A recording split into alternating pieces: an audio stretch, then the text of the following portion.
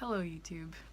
My name is Harper and I'm wearing the same sweater I was wearing in my last video. Speaking of my last video, I haven't posted for a while and Amy actually commented, "Hey bitch, where the fuck have you been?" The answer is, it's finals and I don't have time to do anything. I've done a lot of projects. I've been working on a short film. The short film was for my media class. If you want the video, let me know. I'm gonna make it unlisted because a lot of my friends were in it, so I need to share it with them and show them the monstrosity I created. It was not good. It was really, really bad, if I'm being honest. No one's seen it except for my class, so don't judge me if you ever see it because I realize that it sucks. I thought that at this time of year, you start to question, why the fuck am I still alive? And what is the meaning of life? And why are we so minuscule in the big picture? We're just a bunch of animals on a spinning rock in an endless universe, and what is the purpose? I thought I would look at a couple philosophical life questions and answer them, because what better thing to do than stress yourself out about, the world and cause yourself to have a existential crisis at 7 o'clock the day before you have 2 finals. So I found a list of questions. The first one that caught my attention was, where's the line between insanity and creativity? Now, I don't know, because I grew up thinking I was insane for my whole life because I was so creative, and to the point where people were like, "Oh my god, are you on drugs? What the fuck?" So I don't actually know the answer to that, but it's an interesting thing to think about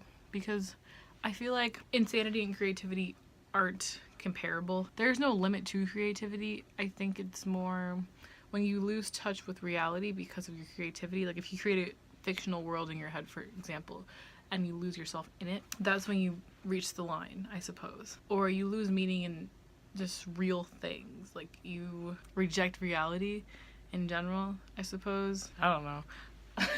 The second question, this question says, is it easier to love than to be loved? It's really hard, actually. Like for me at least, I find it really easy to love people. I've realized, especially recently, that it's really hard to be loved because when people say like you need to love yourself before you are loved by other people, it's like, whatever, that's stupid, but it's so true because it's so hard to accept when someone loves you when you hate yourself. Like you have so many doubts, like, do they actually like me or am I just being used? Oh, that's my favorite question to ask. Because I've asked that question many times in my life and it's insane. Anyway, you just get so full of doubt and it makes it hard for you to receive love, and then it creates like a wall, actually. Because have you ever tried to like compliment someone and they're like, no, that's not true? It's like, what the fuck do you do then? Like, how do you... People reject compliments. It makes me want to kill myself. It's like that, but on a bigger level. It's like when someone wants to give you love and you're like, oh no, I'm not worthy of it. What are they supposed to do? Fucking nothing. So that's my take on that. But yeah, I think it's harder to be loved than it is to love, but it can be hard to love once you've been rejected so many times. But anyway, and the last question I'm going to answer, because I need to go do my fucking script analysis homework immediately before I lose motivation, is how much control do you have over your life? I bounce between free will and not having free will a lot, because I feel like if I had free will, then things would just be harder. I feel like people are just meant to be in certain places at certain times. Like there's always situations that I'm put in, I'm like, what the fuck is this? But then like I learn to look back and appreciate it, and I'm like, oh, that was there to help me do this, so now I can do this. And then it's just like I believe in fate.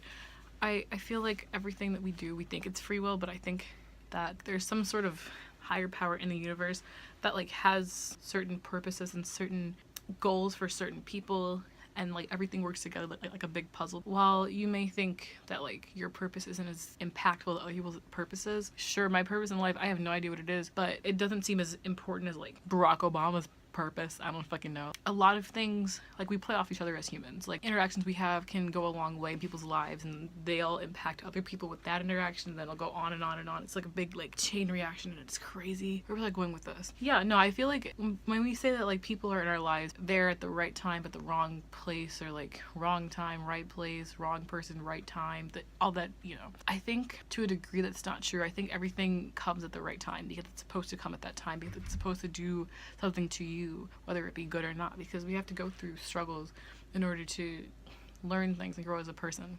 Yeah, so I have homework, so I'm gonna go. Thanks for tuning in and have a blessed day.